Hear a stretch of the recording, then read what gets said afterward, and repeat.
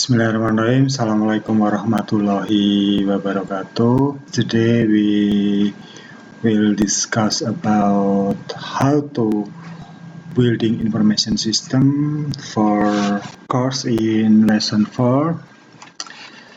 You can download this slide in link from e-learning Sunan. Okay, next. Learning objective.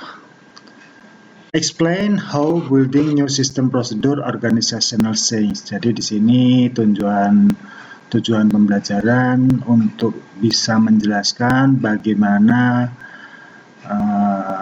sistem baru dan perubahan organisasi di suatu perusahaan. Describe the core activities in the system development process. Untuk menjelaskan aktivitas inti pada satu pengembangan sistem. Describe the principal methodologies for modeling and designing system, untuk mendeskripsikan metodologi untuk pemodelan dan desain sistem. Describe the alternative method for building information system, untuk mendeskripsikan metode alternatif untuk membangun suatu sistem informasi. And the last, describe new approach for system building in the digital firm era, untuk mendeskripsikan metode baru untuk membangun suatu sistem pada era perusahaan digital.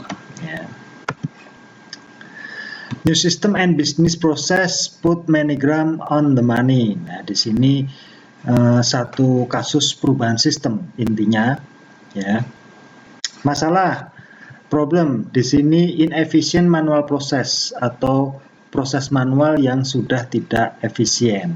Legacy system di sini adalah sistem lama. Jadi dicontohkan di sini satu sistem lama menggunakan kertas kerja, tidak menggunakan database, tidak terintegrasi. Maka di sini sistemnya dianggap sudah tidak efisien. Nah, solusinya di sini enterprise switch the centralized data and replace legacy software. Change to corporate culture and organization. Rangkaian perusahaan untuk mensentralisasi data atau memusatkan data dan merubah sistem lama menjadi sistem baru. Merubah perusahaan pada culture atau budaya dan organisasi yang baru. Jadi di sini solusinya perusahaan itu memusatkan data terpusat pada server data dan merubah software lama atau tool lama menggunakan sistem baru, serta di sini perubahan culture atau budaya kerja dan organisasi. Jadi di perusahaan ketika kita mengimplementasikan sistem baru itu dibutuhkan satu reorganisasi di mana staf-staf IT masuk di sini. Demonstrate the use of information system to streamline and redesign business process. Mendemonstrasikan penggunaan information system untuk merampingkan dan mendesain bisnis proses. Mengilustrasikan kebutuhan untuk mengatasi perubahan organisasi dan budaya untuk mensupport sistem baru. Illustrate need to address and make change in the culture and organization to support new system. Jadi di sini bisa disimpulkan masalah yang utama adalah sistem lama yang sudah tidak efisien dan harus diganti dengan sistem baru. Nah, sistem baru ini harus merubah budaya, merubah organisasi, mendesain ulang suatu bisnis proses agar lebih simpel menggunakan sistem informasi, dan membuat perubahan budaya serta perubahan organisasi untuk mensupport sistem baru.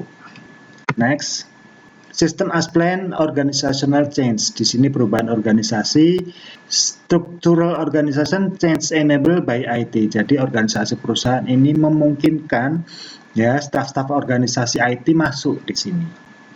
Yang pertama, otomatisasi, meningkatkan efisiensi, increase efficiencies. Replace manual task, merubah tugas-tugas manual menjadi tugas-tugas baru. Rationalization of procedure, streamline standard operating procedure. Di sini merampingkan operasional prosedur standar di suatu perusahaan.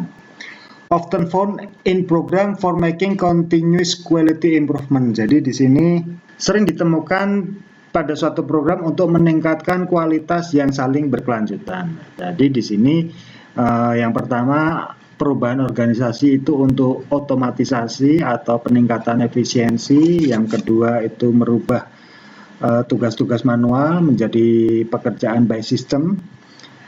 Yang kedua di sini rasionalisasi prosedur, yaitu perubahan prosedur kerja, merampingkan standar dan membuat program yang berkelanjutan dengan peningkatan kualitas.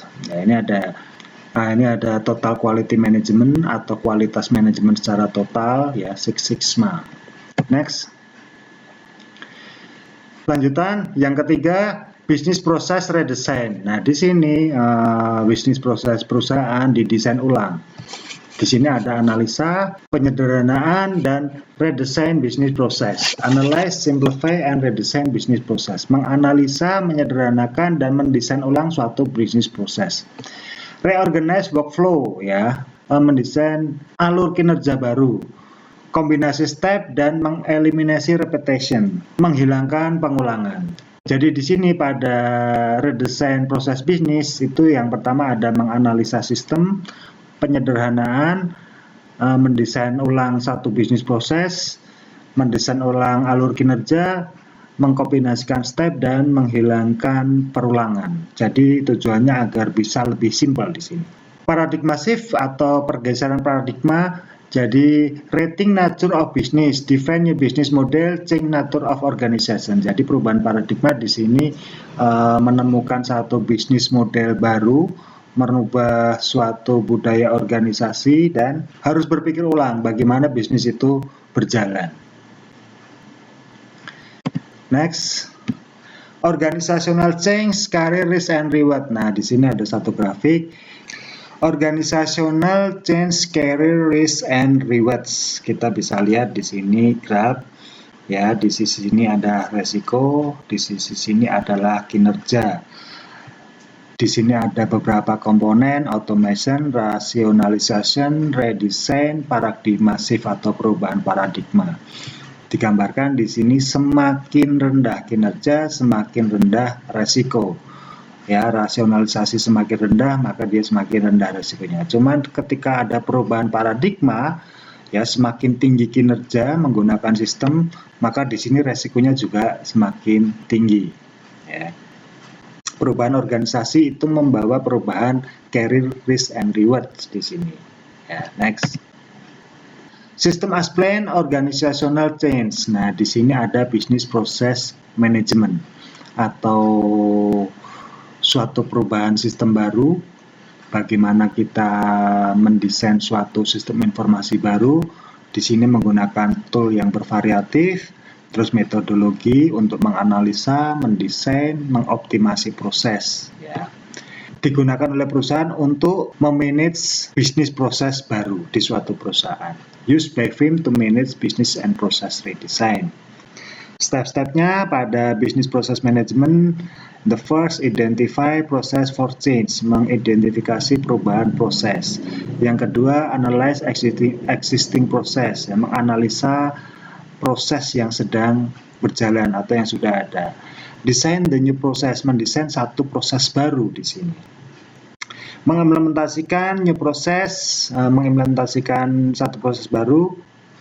Dan di sini yang terakhir pengukuran, atau di sini bisa dibilang testing dan implementasi. Jadi bagaimana kita menyusun satu sistem baru? Di sini ada tahapan. Yang pertama mengidentifikasi proses. Yang kedua menganalisa proses yang sudah berjalan. Yang ketiga ini mendesain satu sistem baru. Yang keempat mengimplementasikan. Yang kelima ini testing, ya, atau pengukuran keberhasilan sistem tersebut. Next, nah, ini ada contoh. As is business process for purchasing book from a physical bookstore. Jadi di sini suatu sistem manual untuk pembelian buku di satu perusahaan. Posisi kita sebagai customer di sini, ya. Customer yang pertama go to bookstore atau pergi ke toko buku, lalu search shelves. dia melakukan pencarian, kita melakukan pencarian, apakah buku available? Kalau iya, membeli buku. Kalau tidak, ini meminta petugas untuk yang mencarikan. Biasanya gitu ya. Nah, petugas mencarikan di sini. Apakah ada bukunya? Jika ya, maka konsumen membeli. Jika tidak, maka ini petugas memberi masukan kepada bagian gudang untuk order buku. Ya. Apakah pesan buku ini tersedia? Jika ya, dia ke bawah. Jika tidak, diinfokan ke konsumen. Oh, ternyata bukunya tidak ada, maka pergi ke toko buku yang lain. Kalau ini yang tadi bukunya tersedia, ya membeli buku. Setelah membeli buku selesai, pulang ke rumah. Ya. Nah, ini tadi pemesanan. Apakah pemesanan tersedia? Jika ya, dia lari ke sini.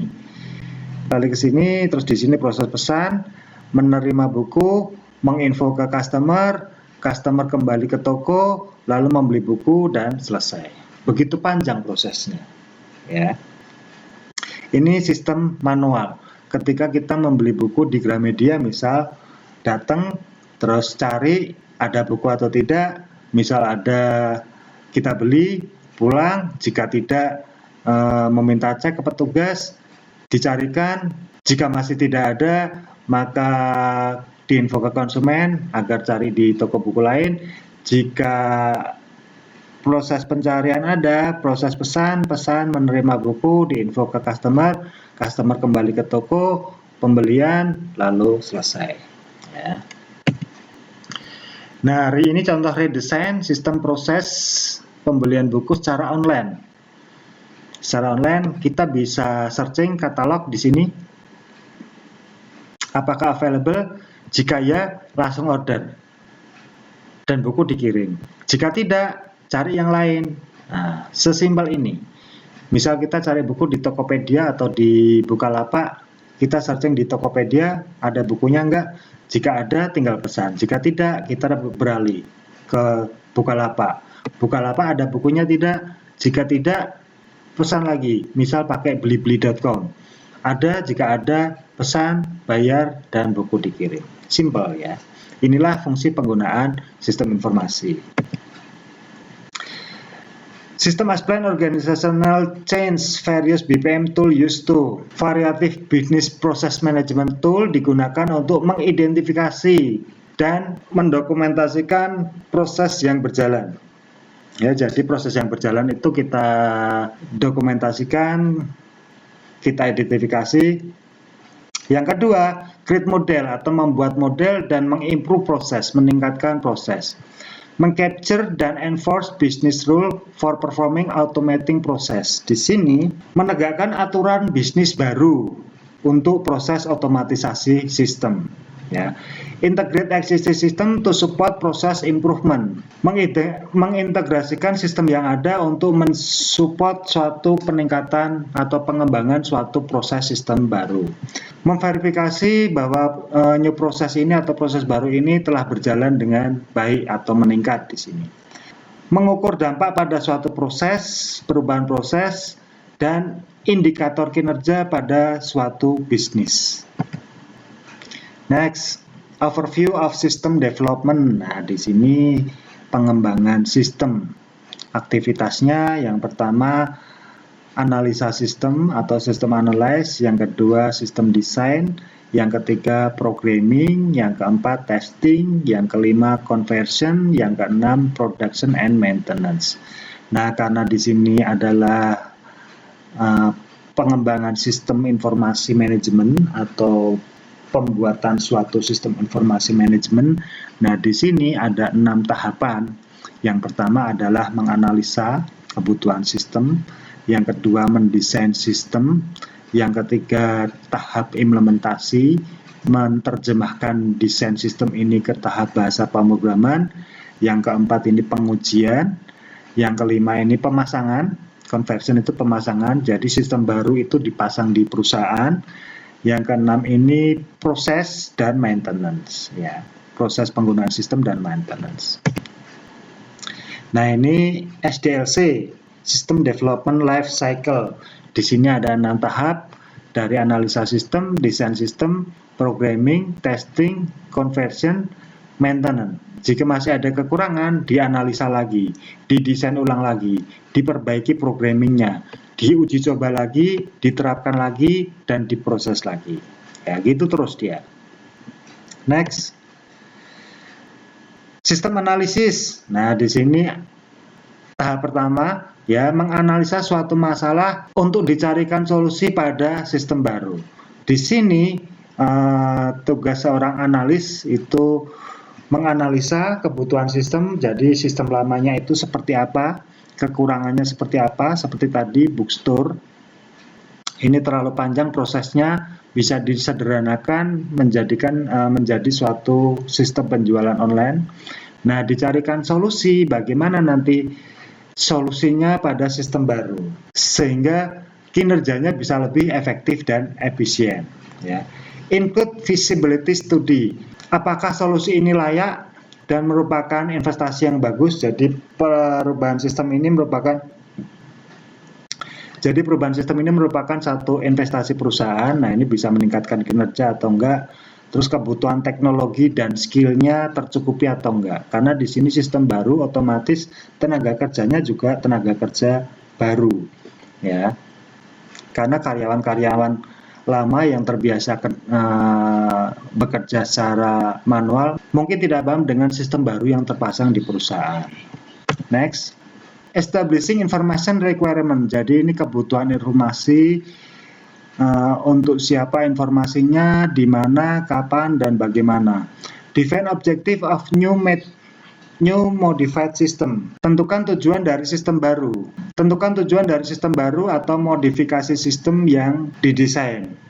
Detail function new system must perform. Jadi fungsi-fungsi sistem baru ini harus sesuai dengan performan kinerja perusahaan.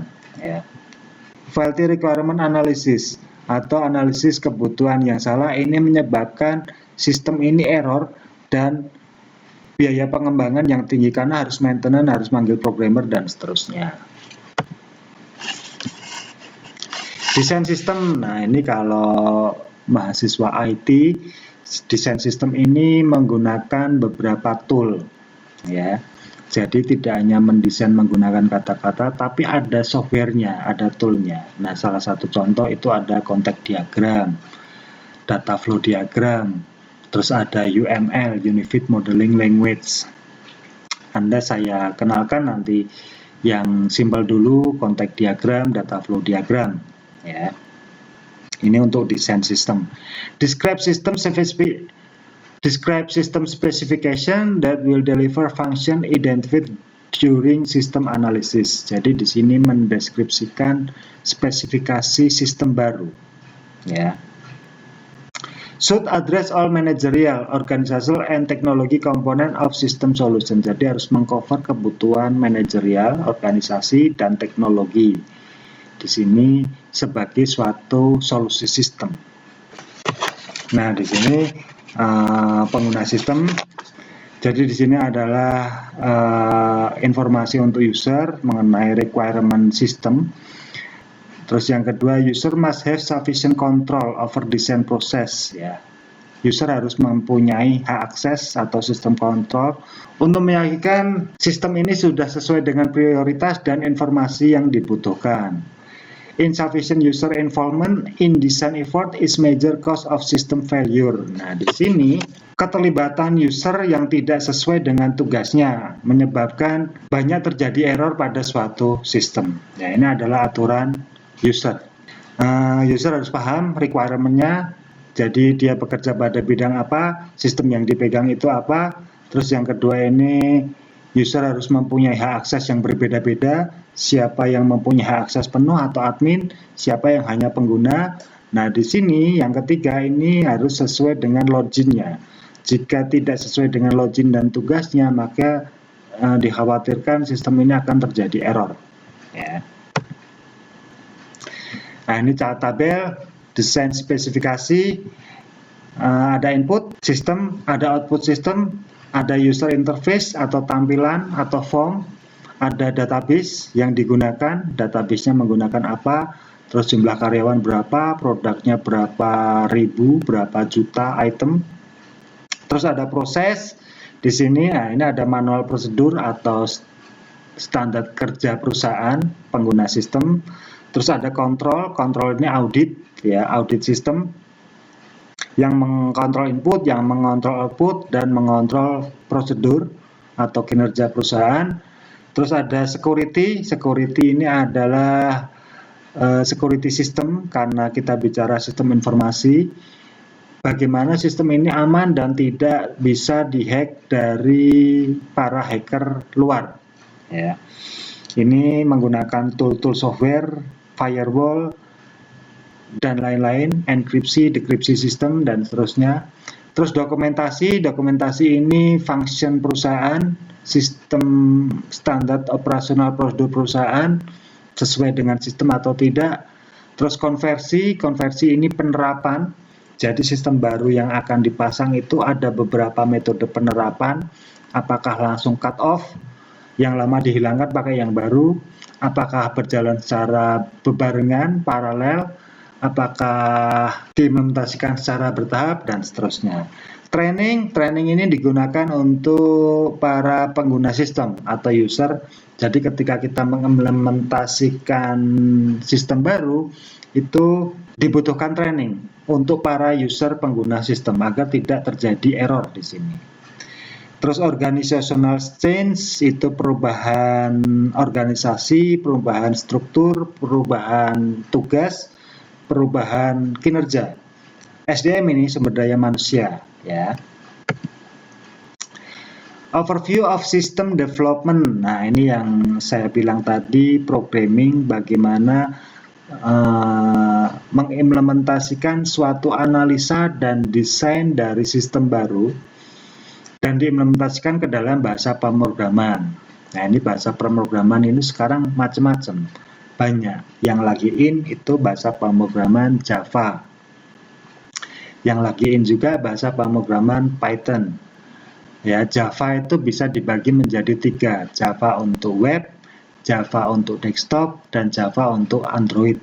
Jadi kalau Anda menggunakan HP Android, ya, smartphone, nah itu dia bisa beroperasi karena itu didesain menggunakan bahasa pemrograman Java di sini. Nah, setelah programming ini jadi, ini tugasnya para programmer membuat satu program, ya. Lalu di testing. Testing ini diimplementasikan ke perusahaan, dicoba oleh para user. Ada errornya enggak? Ya, jadi sistem tidak bisa langsung dipakai. Dicoba dulu, ditesting dulu. Selama kurang lebih 1-6 bulan atau 1 tahun. Ketika ini nanti sudah berjalan normal, tidak ada error, nah itu baru bisa diimplementasikan secara penuh oleh perusahaan. Ya. Nah, ini contoh testing, kertas kerja testing, ya. Di sini ada perubahan record, ada existing record, ada non-exist record, ada delete record. Jadi ketika kita mencoba untuk mentesting suatu sistem di perusahaan baru, itu ada file-filenya yang harus diisi. Misal kayak form mahasiswa itu ada NIM mahasiswa, ada nama mahasiswa, ada alamat mahasiswa, telepon. Nah, itu dicoba satu persatu. Setelah dicoba bisa input, save, terus diedit. Bisa nggak diedit satu persatu? Kalau bisa diedit, oke, terus dihapus. Dihapus bisa nggak? Kalau sudah bisa, sudah hilang semuanya dari database. Lalu input data kedua, input data ketiga, sampai semua jumlah produk di suatu perusahaan masuk di sini. Misal ada 1000 produk, misal ada 1 juta produk. Nah, ini masuk. Tugas dari user, di sini tugas dari SDM untuk input data, ya, pendataan awal agar sistem bisa digunakan secara penuh nantinya. Ya. Next. Nah, conversion ini pemasangan. Jadi sistem yang sudah dibuat menggunakan program, terus diuji coba atau testing, lalu diimplementasikan atau dipasang di perusahaan. Nah, di sini ada 4 metode. Yang pertama itu parallel strategi. Parallel strategi ini sistem dipasang secara bersamaan. Sistem baru dipasang, sistem lama masih berjalan. Jadi berjalan double. Sistem lama masih dipakai, sistem baru juga dipakai secara bertahap. Yang kedua, direct cut over. Nah, ini sistem lama langsung dihilangkan. Sistem baru dipasang. Sistem lama udah nggak dipakai. Pilot studi, nah di sini studi percontohan. Pilot studi itu studi percontohan, jadi menggunakan percontohan dulu. Jadi satu unit dulu misal. Kalau di kampus ada unit BAU dan BAK, misal BAU dulu dipasang. Setelah BAU berjalan, BAK dipasang. Setelah 2 berjalan, nanti bagian LPPM misal dipasang, dan seterusnya. Yang keempat, pendekatan bertahap. Nah, ini hampir sama ya, bertahap. Jadi sistem lama tidak langsung dihilangkan, tetap berjalan. Unit-unit juga secara bertahap, tidak langsung semua unit di perusahaan dipasang sistem ya satu persatu. Ketika nanti sudah berjalan, baru unit selanjutnya, dan seterusnya. Ya. Nah, ini harus ada training kepada user ya, atau kepada karyawan. Jadi karyawan itu dilatih 1-3 bulan untuk penggunaan sistem. Trial errornya seperti apa? Banyak errornya enggak di sini. Seberapa mudeng karyawan menggunakan sistem. Nah, ini penting ya, karena nanti sistem itu jalan atau enggak itu kan tergantung karyawan yang menggunakan. Ya. Production and maintenance. Nah, ini maintenance perusahaan, maintenance sistem baru itu biasanya perusahaan itu tidak melakukan maintenance sendiri, tapi ini melibatkan pihak luar atau outsource atau si programmer itu sendiri yang membuat program. Ya, di sini ada 20% debugging, 20% perubahan hardware, software, data, 60% kinerja. Ya. Jadi kinerja dulu dibiarkan karyawannya bekerja menggunakan sistem, dan nanti ada error atau enggak. Misal ada error masuk ke sini, debugging, perusahaan itu memanggil programmer pembuatnya atau perusahaan rekanannya. Nah, sekiranya nanti di sini sudah bisa diatasi, nah itu butuh perubahan hardware enggak, butuh perubahan software di perusahaan enggak. Nah, ini konsultasi antara perusahaan dengan para programmer pembuat. Kalau programmer pembuat ini dari rekanan ya biasanya ini dipanggil ke perusahaan, diminta untuk presentasi, kira-kira errornya terjadi seperti ini, terus perubahan yang dibutuhkan seperti ini, terus kinerja yang dihasilkan untuk meningkatkan hasil perusahaan melalui sistem seperti ini. Ya. Next, di sini summary, kesimpulan dari pengembangan sistem. Di sini ada aktivitas inti. Jadi ketika kita mengembangkan sistem, aktivitas intinya ada 1, 2, 3, 4, 5, 6 seperti yang sudah dibahas tadi. Di sini ada analisa sistem, bagaimana tahapan awal menganalisa suatu proses sistem, kekurangannya apa, kebutuhannya apa, dokumennya apa, terus mendesain menggunakan tool-tool seperti contact diagram, data flow diagram, UML, terus diterapkan dalam bahasa pemrograman, bisa menggunakan Java, bisa menggunakan Python, bisa menggunakan VB, Visual Basic, bisa menggunakan DLP, ya. Lalu tahapan testing atau pengujian sistem, lalu implementasi, penerapan ke perusahaan, dan maintenance di sini. Ya. 6 tahapan SDLC, System Development Life Cycle. Most prominent methodology for modeling and design system. Metodologi paling menonjol untuk pemodelan sistem. Nah, di sini ada 2, pemodelan sistem menggunakan metodologi terstruktur, dan yang kedua menggunakan metodologi object oriented system atau sistem berorientasi objek. Ya.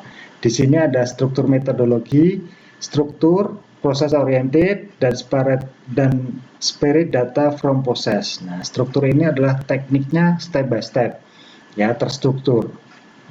Proses oriented ini fokus pada proses modeling dan manipulasi data. Nah, yang ini memisahkan data dari proses, ya, tidak dijadikan satu. Pengolahan data sendiri, proses sendiri. Next. Nah, ini contoh yang saya jelaskan tadi, salah satu tool yang digunakan untuk mendesain suatu sistem informasi. Di sini ada data flow diagram. Data flow diagram ini adalah diagram yang digunakan untuk mendesain alur sistem. Ya, di sini ada data dictionary, ada proses spesifikasi, dan ada struktur chart. Ya, next kita lihat. Nah, di sini dicontohkan satu sistem registrasi mahasiswa. Sistem registrasi mahasiswa, posisi Anda di sini. Ya, simbol kota ini adalah simbol entitas, terus simbol ini adalah simbol DFD-nya. Di sini ada 3 proses, ya. Yang pertama adalah verifikasi availability, apakah pendaftaran ini dibuka atau tidak. Yang kedua ini proses registrasi mahasiswa. Yang ketiga konfirmasi, ya. Mahasiswa ngecek ke sini apakah sudah bisa registrasi atau tidak. Jika ya, accepted, ya, terus masuk ke sini, mahasiswa melakukan proses registrasi. Nah, proses registrasi ini menghasilkan data mahasiswa yang registrasi, dan juga menghasilkan data registrasinya itu sendiri, tanggal registrasi kapan, waktu registrasinya kapan, mahasiswa yang didapat sejumlah berapa yang registrasi. Ya, ada menghasilkan 2 file di sini, master mahasiswa registrasi dan proses registrasinya itu sendiri.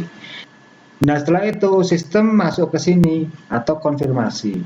Mahasiswa membutuhkan konfirmasi apakah registrasinya itu sukses atau tidak. Ya, sudah membayar, bukti pembayaran, sudah input KRS. Nah, itu bukti KRS-nya. Nah, di sini masuk ke confirmation letter. Ya, kembali ke mahasiswa. Nah, panah ini adalah data yang bergerak. Kalau ini adalah data yang dihasilkan berbentuk file, atau kalau menggunakan database ini berbentuk tabel di dalam suatu database. Di sini adalah prosesnya. Di sini ada 3 proses DFD. Yang pertama availability, proses registrasi. Yang kedua ini proses registrasi itu sendiri. Yang ketiga ini konfirmasi registrasi. Ya. Nah, ini sistem pembayaran. Setelah mahasiswa registrasi, sistem pembayaran ini dipecah menjadi 3 proses. Di sini validasi, ya, validasi mahasiswa. Terus yang kedua ini proses perhitungan, mengambil berapa KRS, ada tunggakan atau enggak, terus SPP-nya tunggakan berapa, SPP-nya sudah membayar atau belum. Nah, yang di sini adalah setelah proses pembayaran selesai, maka diupdate filenya. Mahasiswa tersebut sudah melakukan proses pembayaran dan bisa melaksanakan perkuliahan. Nah, itu di sini, ya. Jadi di sini proses pembayaran dipecah menjadi 3. Oke, segini dulu kuliah dari saya. Semoga bermanfaat, semoga ada diskusi. Jika Anda ada pertanyaan, bisa bertanya melalui WhatsApp group, ya, nanti kita diskusi di situ. Oke, kuliah saya tutup. Billahi taufik wal hidayah. Wassalamualaikum warahmatullahi wabarakatuh.